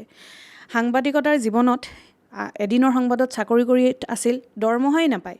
8,000 টকা দৰমহাৰ, তাকো ইনষ্টলমেণ্টত পায়, কেতিয়াবা টকা 1500, কেতিয়াবা 500। ইফালে মাক দেউতাকৰ ঘৰত তাৰ সমস্যা থাকে, বহুত সমস্যা। সি ঘৰৰ ডাঙৰ ল'ৰা, পইচা পঠিয়াব লাগে, কিবা কৰিব লাগে। তেতিয়া মোৰ দেউতাই বিয়াত যে গহনা পাতি দিছিলে, সেইবিলাক কেতিয়াবা আঙুঠি এটাকে উলিয়াই দিওঁ, কাৰোবাক বিক্ৰী কৰি পিনে টকা 6,000 7,000 পাই নিজৰ মোবাইলৰ বিলটো দিয়ে, ওলাই যাবলৈ তাক কাপোৰ কানি লাগে, কাপোৰ কিনে, বাকী পইচাকেইটা ঘৰলৈ পঠায়। নিজৰ মাক খাবলৈ মানে অসুবিধা হৈছে বা চলিবলৈ অসুবিধা হৈছে। ইমান পৰ্যায়ত ছেক্ৰিফাইচ কৰা ল'ৰাটোৱে যেতিয়া মোক দেখি সোধে হু আৰ ইউ, এতিয়া নজনাকৈ সেই চৰটো ওলাই আহিছে আচলতে। আৰু যাতে সেই চৰটো খাই মনত পৰে, মোৰ একদম ৰিগ্ৰেট নাই, কিন্তু একেবাৰে ৰিগ্ৰেট নাই, চৰটো দিয়াৰ বাবে একেবাৰে ৰিগ্ৰেট নাই। তাৰপিছত কি হ'ল পৰৱৰ্তী পৰ্যায়ত? তাৰপিছত মই ছ'চাইটিৰ মানুহখিনিয়ে বাৰে বাৰে কৈছে আপোনালোকে ৰুমৰ ভিতৰলৈ যাওক, তেওঁ কোনোপধ্যে ৰুমত সোমাব নিদিয়ে। মই ওপৰলৈ উঠি গৈছোঁ, তেওঁ মোক ধাক্কা মাৰিছে, মানে হেৰি কৰিছে, হাত দুখনত মোক হেঁচা মাৰি থৈছে যাতে মই ওপৰলৈ যাব নোৱাৰোঁ। এই হাতাপাইখিনি আমাৰ মাজত হৈছে। আপুনি কেনেকৈ গম পালে ভিতৰত সেইগৰাকীয়ে মহিলা আছিল যিগৰাকীৰ নাম আপুনি অলপ আগত? মই সেইগৰাকী বুলি তেতিয়া গমেই পোৱা নাই, কিন্তু কোনোবা আছে, কাৰণ ছ'চাইটিৰ মানুহে কৈ আছে ন কালি ছোৱালীজনী আহিছে, যোৱাকালি ছোৱালীজনী আনিছে তেওঁ গাড়ীত, এনেকৈ কৈ আছে। গতিকে মই তেতিয়া বুজি পালোঁ যে ভিতৰত কোনোবা আছে, কাৰণ দুৱাৰখন ভিতৰৰ পৰা লগোৱা আছে। তেওঁক মই তেওঁ ৰিপৰ্টাৰখিনিক কৈছে যে মই 12টা বজাত প্ৰেছ মিট এখন দিম, আপোনালোক যাওক। এতিয়া মই গম পাইছোঁ যে সেই চিটুৱেশ্যনটো বেলেগ ফালে নিব খুজিছে, এতিয়া মানে ধৰা পৰিব।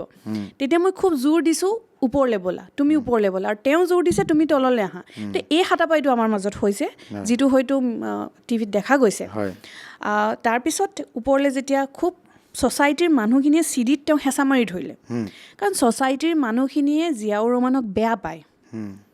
আপুনি চাব ভিডিঅ'টো দেখিছে নাই, ৰাইজে দেখিছেনে নাই, ছ'চাইটিৰ মানুহে মূৰ হৈ গালি পাৰি আছে জিয়াউৰ ৰহমানক যে আপুনি আপোনাৰ এইবোৰ নেতাগিৰি মই মতালি ইয়াত নচলাব। আৰু মই যিমানখিনি গম পালোঁ, সেই ছ'চাইটিখনে জিয়াউৰ ৰহমানক উলিয়াই দিবৰ কাৰণে ঘৰৰ মালিকক আজি 2-3 মাহৰ পৰা প্ৰেছাৰ দি আছে যে বিভিন্ন ধৰণৰ ছোৱালী আহে হেনো, অনৈতিক কাৰ্য লিপ্ত থকাৰ অভিযোগ। হয়, বিভিন্ন ধৰণৰ ছোৱালী আহে, গতিকে ছ'চাইটিত এইবোৰ কাৰোবাৰ নচলিব, এখেতক উলিয়াই দিব লাগে। আৰু ঘৰৰ মালিকে কৈছে যে মই ওলাই যাবলৈ কৈছোঁ, কিন্তু যোৱা 2 মাহমান ধৰি ঘৰ ভাড়া পোৱা নাই, গতিকে তেওঁ ভাড়াটোলৈ অপেক্ষা কৰিছে। এইখিনি মই ছ'চাইটিৰ পৰা গম পাইছোঁ। তাৰ পিছৰ পৰ্যায়ত ৰহমানে বাহিৰৰ পৰা ভিতৰত এই ছোৱালীজনীক কয়, আফৰোজা তুমি দুৱাৰখন খুলি, তেখেতে নিজে নাম লৈছে আপোনাৰ সন্মুখত। হয়, নিজে নাম লৈছে, আফৰোজা তুমি দুৱাৰখন খুলি বেডৰুমত গুচি যোৱা, তাইক লুকাবলৈ দিছে। তেতিয়া দুৱাৰখন হেঁচা মাৰি দি মই সোমাই গৈছোঁ। ছোৱালীজনী অলৰেডি বেডৰুমত গৈছে। আৰু তাৰ পিছৰখিনি ভিডিঅ' ফুটেজ যিখিনি আছে মই নিজৰ ফেচবুকতো শ্বেয়াৰ কৰিছোঁ, হয়তো আৰু ক'ৰবাত শ্বেয়াৰ হৈছে। বাকী ঘটনা জিয়াউৰ ৰহমান পলাই গ'ল, ক'ৰবাত লুকাই আছেগৈ লাজতে, কাৰণ গোটেই মিডিয়াৰ মানুহখিনি, মই নাজানো ইমান কেমেৰা পাৰ্চন, ইমান মিডিয়াৰ মানুহ কেনেকৈ আহি পালে। অলপ পিছত ছ'চাইটিৰ মানুহে, যিহেতু তাত গণ্ডগোল হৈছে, ছ'চাইটিৰ মানুহে পুলিচক ফোন কৰিলে। ময়ো ফোন কৰিছিলোঁ অচি ছাৰক। অচি ছাৰে মোক মানে বেলেগ এটা নাম্বাৰ দিছিলে, কিন্তু মোৰ বেলেগ নাম্বাৰত ফোন কৰা নহ'ল, অলৰেডি ছ'চাইটিৰ মানুহে ফোন কৰিলে।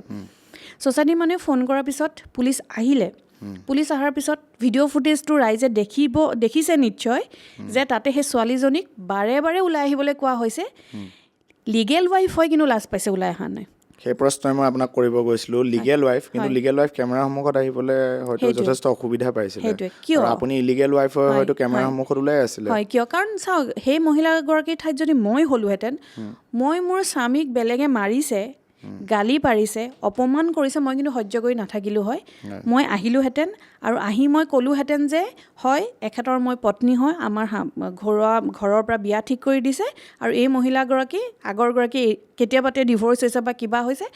এইখিনি কথা কৈ দিলেতো সেই নাটকখন নহ'লেইহেঁতেন, বা ডিভ'ৰ্চৰ এখনতো কাগজ থাকিব না, কাৰণ কোৰ্টে যেতিয়া ডিভ'ৰ্চ হয়, কোৰ্টেতো এটা জাজমেণ্ট পাছ কৰিব যে আজি ইমান তাৰিখত আপোনালোকৰ বিয়াখন ভংগ কৰা হ'ল, এনেকুৱা এখন জাজমেণ্ট পাছ কৰিব।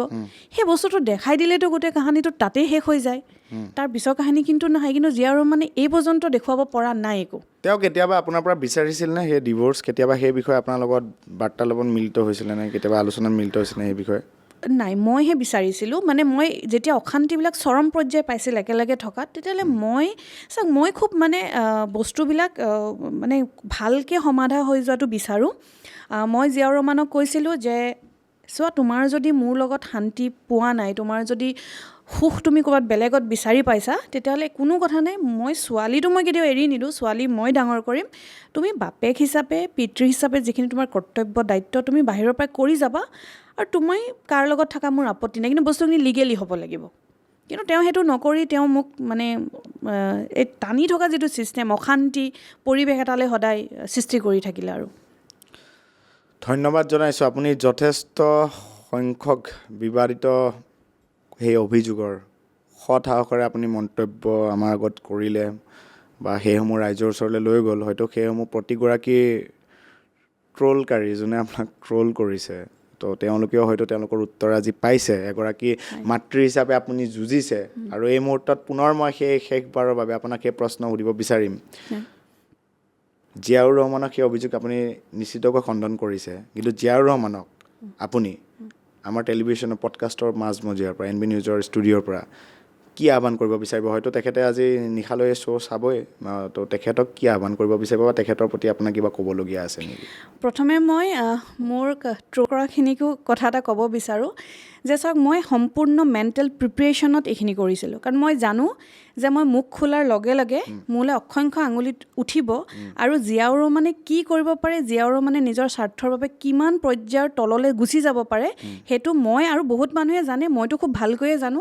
গতিকে মই জানিছিলোঁৱে যে মোৰ চৰিত্ৰ হনন হ'ব, কাৰণ গোটেই ঘটনাটো বেলেগ ফালে লৈ যাবলৈ তেওঁলোকে চেষ্টা চলাই আছে। যদি ট্ৰল কৰা মানুহখিনিৰ বিবেক আছে তেতিয়াহ'লে তেওঁলোকে এটা কথা জিয়াউৰ ৰহমানক সোধকগৈ যে এতিয়া এই সন্তান দুটাৰ ভৱিষ্যত কি হ'ব, কাৰণ বিষয় মই নহয়, বিষয় মোৰ সন্তান দুটা। তেওঁ যদি বিয়া পাতিছে মোৰ কোনো আপত্তি নাই, কিন্তু মোক লিগেলি ডিভ'ৰ্চ দিয়ক। জিয়াউৰ ৰহমানক আপোনালোকৰ এই অনুষ্ঠানৰ যোগেদি মই এটা কথাই ক'ম যে তেওঁ লাজ পাব নালাগে, লাজ পোৱাৰ কথাই নাই, কাৰণ যিখিনি এতিয়া আৰু আমি টিভিতে ওলালোঁ যেতিয়া, লাজ পাব নালাগে। মই জিয়াউৰ ৰহমানে যিহেতু ইমান দিনে অপেক্ষা কৰিলোঁ, জিয়াউৰ ৰহমানে বেলেগ এগৰাকীক আদৰি ল'লে, তেওঁ সামাজিকভাৱে শনিবাৰে স্বীকৃতি দিলে, আগলৈকে স্বীকৃতি কিন্তু পোৱা নাছিলে, তেওঁৰ পৰিয়ালে স্বীকৃতি দিলে। গতিকে তেওঁৰ সুখ যদি তাত আছে, তেওঁ যদি প্ৰকৃত ভাল পোৱা সেইগৰাকী হয় তেওঁ থাকক, কিন্তু মোক মানে লিগেলি তেওঁ ডাইভৰ্চটো দি দিয়ক উইথ এলুমিনি, মোক এলুমিনি লাগিব, সেইটো লাগিব। আৰু বাকী ৰাইজে মোৰ সন্তান দুটাৰ ভৱিষ্যত কি হ'ব, জিয়াউৰ ৰহমানক প্ৰশ্ন কৰি উত্তৰটো মোক দি দিলে মই ভাল পাম।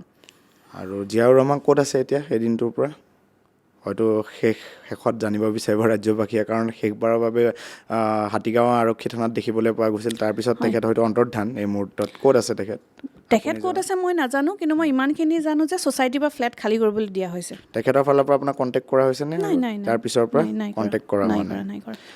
ধন্যবাদ জনাইছোঁ বাইদেউ, আৰু আশা কৰিছোঁ আপোনাৰ যিসমূহ মনোকামনা বা আপুনি এগৰাকী মাতৃ হিচাপে যি মনোকামনা পুহি ৰাখিছে, বা আপোনাৰ সন্তান দুটিৰ সৈতে আপুনি জীৱন যুদ্ধত ঠিক এনেদৰে আগুৱাই যাওক। আৰু যিগৰাকী অভিযুক্ত, সেইগৰাকী অভিযোগ যিহেতু উঠিছে জিয়াউৰ ৰহমান ডাঙৰীয়া, হয়তো তেখেতেও সৎ সাহসেৰে তেখেতে নিজেই যাতে পডকাষ্টৰ ষ্টুডিঅ'ত বহি কেমেৰাৰ সন্মুখত তেখেতে এইসমূহ উত্তৰ দিবলৈ যাতে তেখেতে সৎ সাহস কৰক। ধন্যবাদ জনাইছোঁ। আৰু আজিৰ পডকাষ্টৰ পৰা মই ধৃতিৰাজ কলিতাই এই মুহূৰ্তত বিদায় লৈছোঁ। ধন্যবাদ।